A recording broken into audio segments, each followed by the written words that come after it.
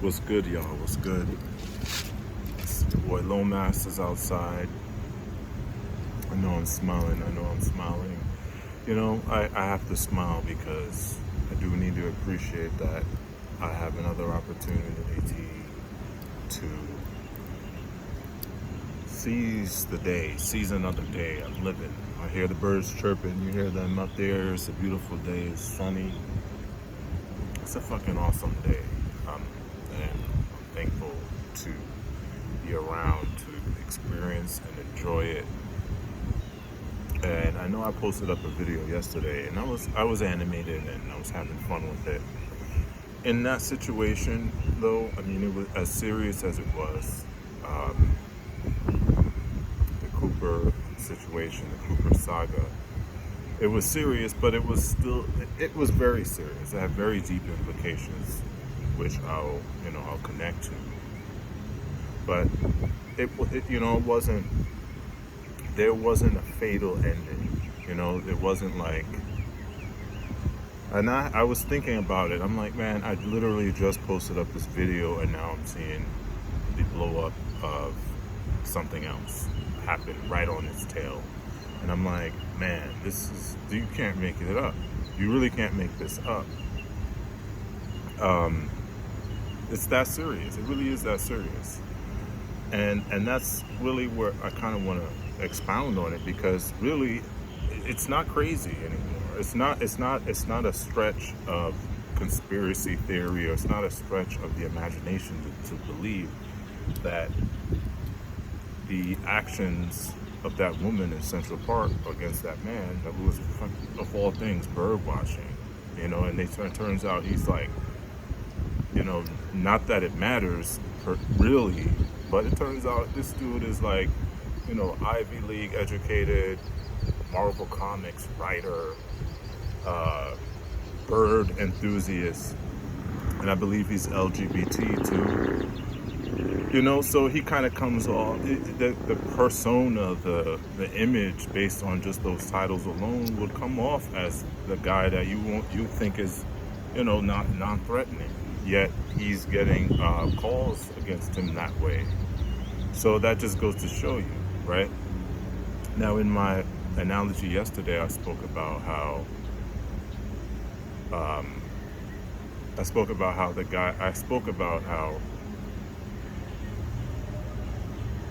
basically if they would have called, if she would have called, if she called the cops, and if they would have shown up on, their Sylvester Stallone and Demolition Man thing, and believed this guy was that Demolition Man, effectively, they could have really put a real show of force on him without, preemptively, not giving him an opportunity to speak his piece or anything, to say his side of the story. They would have come off charged up by her testimony on the phone, which we all saw. Now at this point, there's proof, and this is why I love that came out. There's so much proof. This is proof right there that somebody can literally get on the phone and charge up. I mean, you got a dispatcher out there. She could have been a woman, the dispatch. She could have been listening and been like, oh my God. I mean, I'm sure, dispatchers are trained to really like deconstruct the information being told to them on the phone. And the police, they have a really specific protocol of how they're supposed to record and disperse the information. So, hopefully from that professional level, even this, this charged up woman would have, the message would have been watered down a bit, or they would still have to move cautiously, right? Despite what she says. However, when you say certain things, like there's certain words that were used. She said threatened. This guy is threatening me. She gave a description of the guy, African American man. Threatening is a charged word. That's a loaded word. So, if law enforcement are supposed to do their job, they're supposed to take that seriously, right? Now, the guy wasn't really doing anything. I mean, you know, he wasn't really doing anything. He was threatening her, perhaps in her mind, maybe, but this is where we have to look at culture, and we have to look at normalcy. We have to look at like what is perceived to be normal, and what stereotypes are promoting to be normal, and what we see all the time. This is where that matters, because now there's this projection of this black man who might be just potentially threatening, right? Now the cops would have shown up. Now if he even like imagine if we're supposed to just, the rule of thumb is that we're supposed to comply. If the cops detain you, you're supposed to be detained, comply. Basically, act like you're almost a criminal. Like if they arrest you, you get put handcuffs on. They put the handcuffs on you. You're just supposed to sit there and act like that's okay, right? But anybody in their right mind being accused of something like that, of something really charged and loaded, normally if you know who you are, if you believe in yourself, so like, you're totally lying, or this is not true. What are you talking about, right? This is a lie. You're going to be charged up about it. And that actually can be used against you. When you react defensively, when you try to defend your reputation, your innocence, that could be conceived as an offensive move, right? So now if the cop showed up and he wasn't as, I guess, I don't even know the word, cool, calm, and collected as he seemed to be, imagine if they showed up and he wasn't, and he was a little bit more unruly, quote unquote, and just merely defending his reputation and not wanting to be detained or questioned by the police unfairly. They could have perceived that as a threat and been like, okay, we're gonna jump up on this guy and make sure he's not he ain't this bad dude, right? Now fast forward a day. I think Amy Cooper's thing happened on Monday. Fast forward, today's Wednesday, right? So I don't even know when this happened. I think it was, I think the video got released on Monday night. So fast forward, Monday night, this video gets released of a guy in Minneapolis. The cops show up about a call against him. I guess they accused him of, allegedly he was trying to pass off a counterfeit bill, $10 bill. $10. I mean, granted, that's illegal in our country, but it was over a $10 bill, right? And they said that, according to the official police report, the guy was resisting arrest, right? So they had to detain him that way. So the video that you see, that the first video that was popularized, shows there's 4 policemen, first of all right? It shows one guy with his knee just heavy on the guy's neck. The guy is handcuffed at this point, unarmed, and he's even saying that he can't breathe. Basically, an Eric Garner 2.0. I can't breathe. And the guy just keeps that weight on him for minutes and minutes, right? Which ultimately leads to the guy's death. Now, based on the initial police report, we would believe, well, the guy was resisting arrest, because that's what they said in the report. Luckily, and this is where citizens journalism and smartphones and everything have really given us a lot of power to defend ourselves and show our truth. Just like with Amy Cooper, and now with this, there's video evidence. So there was a restaurant nearby that showed a surveillance camera that really showed from when the police showed up. When they went to the guy, he didn't really do anything. Like, he didn't really resist them. And then there was a citizens one with there were people around that took cell phone video, also showing that. So it's like Homeboy did not.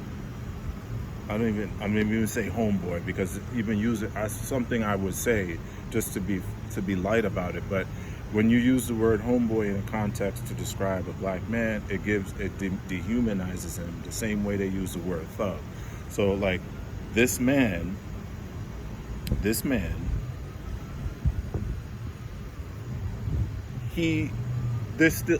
need to do the due process and investigation of whether or not he was passing off a counterfeit bill. So that needed to happen regardless. But at that point, this is America, right? This is what we stand up for, the Constitution, right? Innocent until proven guilty. So are you telling me that there's still no investigation with this counterfeit bill, right? So are we going to treat him like he's guilty, like he's a criminal, or are we going to give him the opportunity to defend himself? They did not do that at all because of what you saw. I mean, it's all documented. They did not give that man this opportunity to defend himself.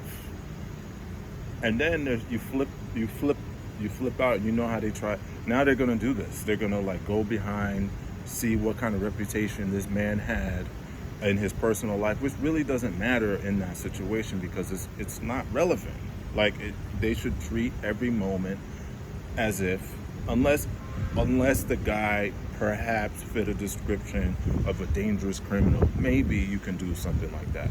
But the dude was allegedly passing off a counterfeit $10 bill. So does that warrant a really violent response? You know what I mean? And it looked like some of the other cops were involved in holding this man down at some point in the video. So you have multiple men.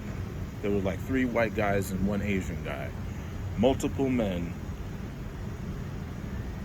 that need to hold down a criminal that's a potential criminal that's allegedly counterfeiting a $10 bill.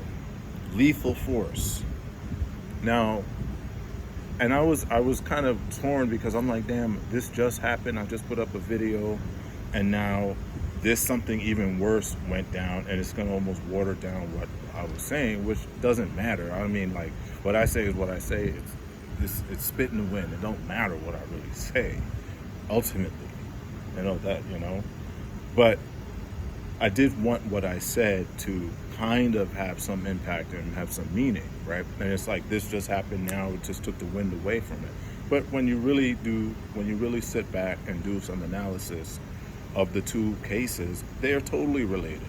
Because Amy Cooper could have called the cops, they could have shown up with that MO in their mind and done exactly the same thing that happened in Minneapolis. They could have strangled that man to death based on a questionable accusation, and then said that the guy resisted and that he warranted, and we see this all over the place. And it's like, this is one of the reasons why, I mean, I don't want to even call people out, but this is exactly why it's really problematic for these stereotypes of black men to be these toxic masculinity.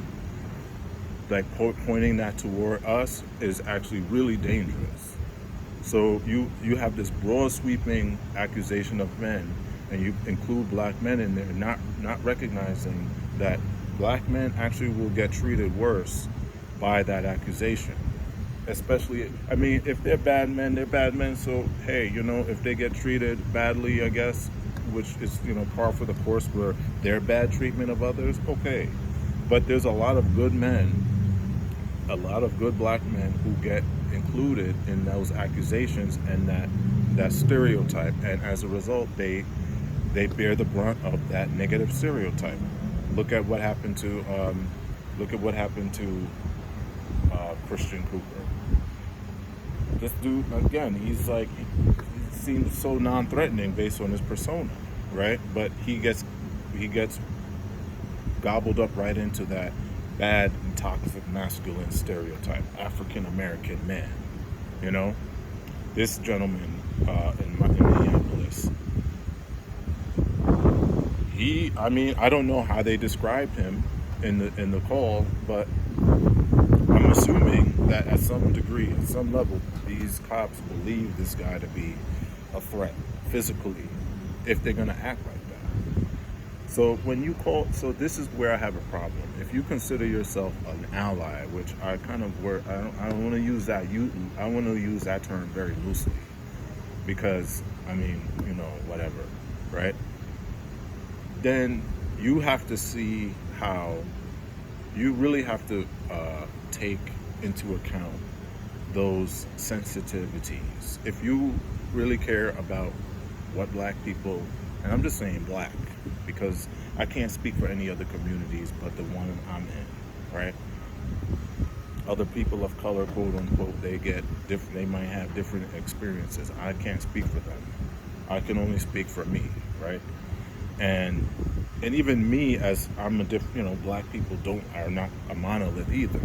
But from what I know, my experience as a black man, if you're an ally, it really matters for you to pay attention to all of those sensitivities that can affect us, right? And if somebody is saying something, if somebody's complaining about, hey, we don't like these portrayals of us on television. We don't like these stereotypes. We don't like to be categorized as thugs. And even if we dress like a quote unquote thug, we don't want to automatically be treated like we are some dangerous people. I should be able to wear a hoodie whenever the hell I want and not be treated like I'm subhuman. I shouldn't have to dress up with a bow tie, like I'm Malcolm X or something. You know what I mean? Even though obviously Malcolm X was one of the best writers we ever had. But you see how he's dressed, you know, clean cut, fresh suit. I respect that look. But at the same time, I shouldn't have to live up to that look for you to treat me like a human being. If you want to treat me like a subhuman, then you should see something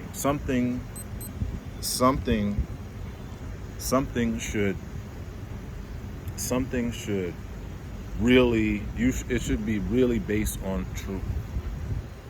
Like you should see, okay, this guy really attacks my humanity with something about himself. So maybe, you know, then you can act accordingly, you know. But to just do it based on stereotypes that Hollywood loves to share, that the major music industry loves to share about us, that's a problem, and it leads directly to what you see happening right now. So if you're an ally, it ain't even about these guys getting fired. I mean, at the end of the day, my whole thing is, look, again, this is America, so we're afforded due process. We are afforded the innocent until proven guilty, right? We are afforded. I want that myself. I want, if something happens, if I get roped up in some legal situation, I want to have the opportunity to defend myself and speak my case, right? Before and have the prosecutor, the plaintiff, prove my guilt, not me have to prove my innocence, right? That's how it's supposed to work in America. If you are an ally, you will support that for anybody. You will support that for anybody. You will support that for anybody. Even these cops who, up to me, they killed him, right? But see, that's where it matters, because when you fire these guys, basically the heat can go away, and then they can have a trial later on, and then let these guys go. No, punish these guys. Make it stick. Put these dudes in jail. Punish them. The thing is, they're law enforcement, so they get held to a different standard. But this is, I can compare this straight up with Amy Cooper. She got fired. I have my thoughts about that. I really have my thoughts about, doxing people and attacking them and having them get fired. I'm different about it. I'm not saying, I don't believe that she should have just got fired based on what social media was saying. They should have suspended her, done an investigation, and based on what they said they gave her they did an investigation, but I think that the investigation should be based on something totally legal. Like, this woman really, like, she has an opportunity now. If she never gets punished legally, like, she's not convicted as making a false accusation, false police report, then, and she just, that kind of withers away in the wind, and the only infraction against her is that she lost her job. She has a real strong case to use that and get like a pity party for her and write a book and make money off of it and say, I was canceled on, the legal precedent. She should have gotten some kind of, she should get some kind of summons in court where a judge and a jury says, look, we have to punish her 6 months, a year, whatever it is, for filing a false police report. Make her a felon. Then at that point, then it's an airtight reasoning that you fire her, because then, we can't keep a felon. She committed a hate crime, so we had to fire her. It's airtight. She has no case. We said, we gave her the right to her due process. We didn't fire her. We let her have her time in court, and the court determined that she did something illegal and she committed a felony. So a felony. So we couldn't keep her. We cannot, in good faith, keep a felon employed in our business. That's airtight. But what keeps happening is that you dox and you kind of go social justice warrior, social justice vigilante on them, and it's like citizens justice. And then they lose their job, and they get doxxed and people attack them and stuff. Then they'll get a GoFundMe of like $500,000, and then they'll just stay in the shadows. And the government is kind of like, yeah, well, the citizen justice kind of already did our job for us, so we don't need to add no heat anymore. And then that happens, and they kind of get away with it. No, put them in jail. Put them, like, let them get the same punishment that we would get. I'm talking, and you're talking about we. When I talk about we, and I'm talking about black men or people who deal with police brutality or just unfair treatment in the legal system. Let them feel that. Let them feel what we feel. You know what I'm saying? Let them feel some of the terror of being locked up in a prison. Let them, maybe then they will really understand what they're doing. Maybe then they'll really understand, because you're putting somebody in you're putting them in the same position that they are potentially putting others. If Christian Cooper got locked up over that, then there was a strong possibility he could have got locked up, right? Lock her up so she knows what that feels like. Make her get locked up. Lock her up, just like, have them treat her just like they treat us. Then maybe she will understand, and maybe other people who see themselves in her and what she did will change their mind.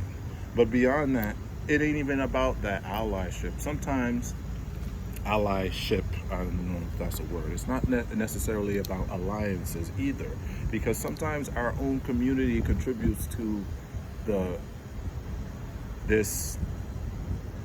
we allow this to keep happening to us. You know what I mean? We think that it's okay, that we really believe it, like we don't think it was that big a deal.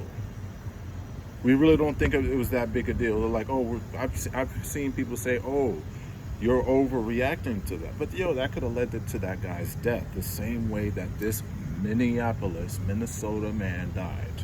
You know what I mean?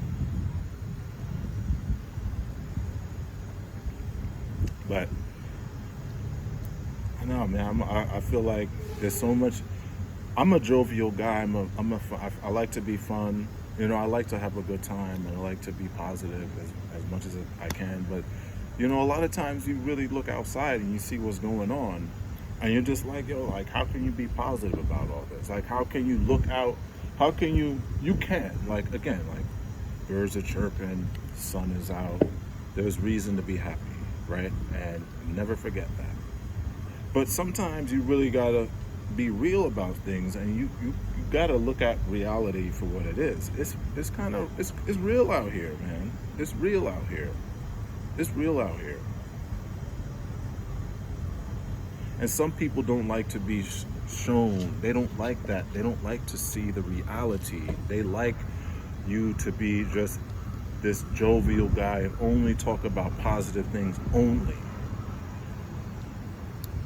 They don't want you to talk about your reality. They don't want to have to consume that. Oh, you're being negative, Nancy. So that means they don't actually care about your reality. They just want you to be. They want you to be around them to bring them up, and that's it. It's not even about bringing people down by being honest. It's just that sometimes if you are a real person, which you are a real person, sometimes you want to express some of the darker realities of your life to someone who is empathetic, sympathetic, and understanding of it.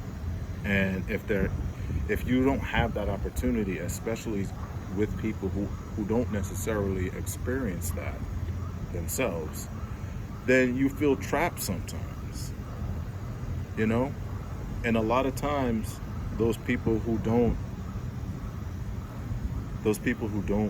have any capacity of empathy or sympathy or understanding of it, even if they don't personally listen to it, they're actually enabling the furthering of the culture or the things that are bothering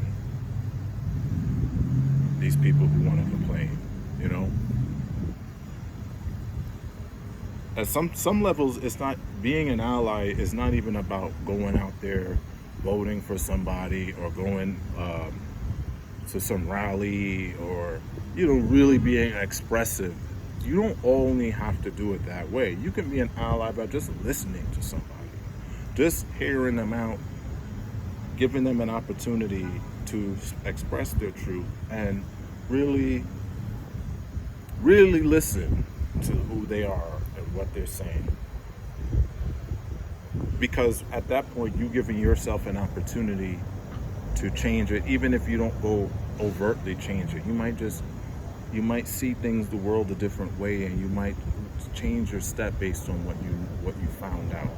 And the way that you change your step in your day to day might actually, in the long term, contribute to a positive change. So I think the first step of being an ally is just listening. You know what I mean? But God bless this guy and his family. You know what I mean? I'm hoping hey, it's a positive move that they got arrested, that these cops got fired. But I'm just hoping I'm hoping that this man who got killed, murdered, will find true justice and these men being really punished. Because at this point, if they lose their job, you might see some law enforcement group of people send them some GoFundMe money. You know what I mean? And then they're just sitting at home not working, they're good. You know what I mean? That it ain't good. Look at George Zimmerman, man. Homeboy is still out. You know what I mean? But on the other side of it, we got to recognize, if you are one of these people in the communities that are being affected by this kind of behavior and violence, if you will, you really got to just be real about it now, man. Like there's really no excusing these people at this point, man. We know what it is. There's no excuse. There really is no excuse at this point. It's real out here, man. It's real. There's no excuse. So yo, I'm gonna be out, man. I know a lot of y'all are probably like, yo, why does this guy keep putting all these lengthy videos out, yo? I might really like this, sitting down like this. I like talking, obviously. I like to hear myself talk.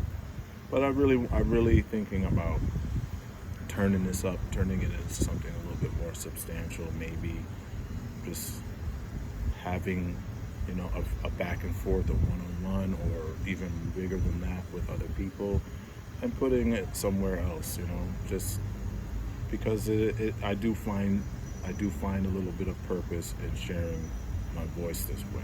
So I hope y'all are good. We're still waiting for our son, man. Tell him to hurry up. He's taking his sweet time. He's probably hearing his father like complain about all this stuff, and he's like, yo, I'm gonna take my time. But yo, I'm gonna get out of here. Y'all stay up, all right?